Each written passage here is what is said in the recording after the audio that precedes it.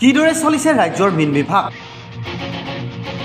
লাখ লাখ টকা ৰাজহ সংগ্ৰহত ব্যৰ্থ মীন বিভাগ।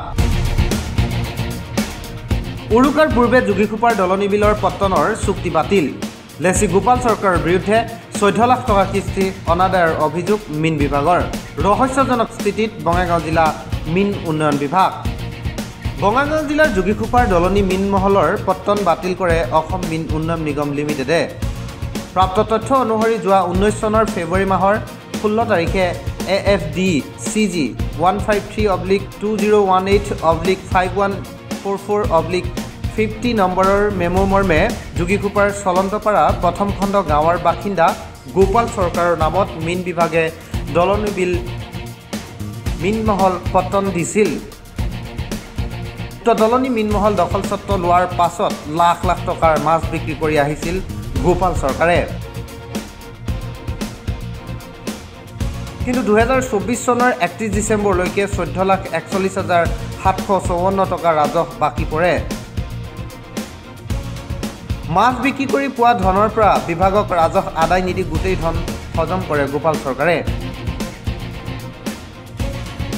নিগমে বাৰম্বাৰ গোপাল চৰকাৰক ৰাজহ পৰিশোধ কৰিবলৈ জনাই আহিছিল যদিও গোপাল চৰকাৰে নিগমক বুঢ়া আঙুলি দেখুৱাই নিৰ্দেশক অৱমাননা কৰাৰ গুৰুতৰ অভিযোগ উত্থাপন হৈছে। ফলত অসম মীন উন্নয়ন নিগমে চলিত বৰ্ষৰ 4 জানুৱাৰী তাৰিখে গোপাল চৰকাৰৰ সৈতে পত্তনৰ চুক্তি বাতিল কৰে। লেচিটো অরিজিনাল গোপাল সরকার, বাবু শর্মা এখন কাগজে পত্র গোপাল সরকার, কিন্তু গোপাল সরকারে এখন বাবু শর্মা কি পাওয়ার এটা করে হাইকোর্টের থেকে এটা তো আমি শুনছি হে, কাগজপত্র আমি দেখা নাই। আমি তো আমাকে লইহে কর্মচারী আনছে আর হাওলদার লিখ দিতে গোপাল সরকারে এগ্রিমেন্ট করে দিতে, সেই হিসাবে এই পরিচালনা করি আছে। এটা 14 লাখ টাকা যদি গভর্নমেন্টের পয়সা তো টেন্ডারের টাকা এইটো তো আদায় দিবাই লাগবো না। বাতিল কাগজে পত্র যদি ওলাইছে, কিন্তু গভর্নমেন্টের মানুষ তো হেৰি এই বিভাগৰ পৰা কোনো ফিচাৰী ডিপাৰ্টমেণ্টৰ মানুহ মেনেজাৰো আহিব, মেনেজাৰে আহিব লাগছিল, অহা নাইতো। হাওলদাৰকে উচ্ছেদ কৰি দিব লাগিব গভৰ্নমেন্টেৰ মানুহ আহি, যদি হাওলদাৰকে একটা উচ্ছেদ কৰব যায়।